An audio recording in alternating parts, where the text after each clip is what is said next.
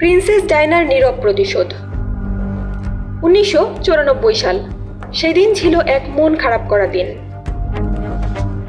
Princess Diana জানতে পারলেন তার স্বামী প্রিন্স চার্লস তার পরকীয়ার কথা স্বীকার করেছেন। কেউ ভেঙে পড়ত, কাঁদত, একা ঘরে লুকিয়ে থাকত, কিন্তু ডায়না, তিনি বেছে নিলেন অন্য পথ। সেদিন রাতেই ডায়না লন্ডনের এক ইভেন্টে হাজির হলেন, কালো রঙের এক সাহসী গ্ল্যামারাস গাউনে, যেটি আজকের ইতিহাসে পরিচিত দ্য রিভেঞ্জ ড্রেস নামে। মেকআপ আর্টিস্টকে বলেছিলেন, আজকে আমাকে সবচেয়ে সুন্দর লাগাতে হবে, যেন পুরো দুনিয়া বুঝতে পারে আমার স্বামী আমাকে বেছে নেয়নি, এটা আমার দোষ না, আমিই বেস্ট। সে আমার মতো একজনকে হারিয়েছে, এজন্য সে নিজেই দায়ী।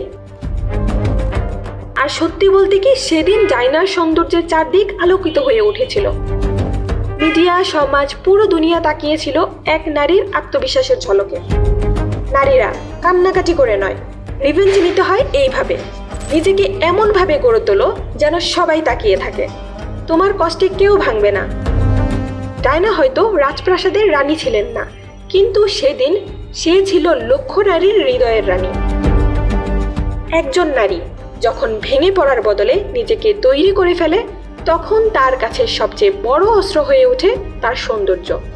এটি নারীর আত্মবিশ্বাস, আত্মমর্যাদা এবং আত্মপ্রকাশের প্রতীক হিসেবে সৌন্দর্যের গুরুত্বকে তুলে ধরে। এখানে সৌন্দর্য শুধুমাত্র বাহ্যিক রূপ নয়, বরং এটি নারীর অভ্যন্তরীণ শক্তি, আত্মবিশ্বাস এবং আত্মপ্রকাশের মাধ্যম হিসেবে চিহ্নিত হয়েছে। This was not just a dress, it was a message and the world got it.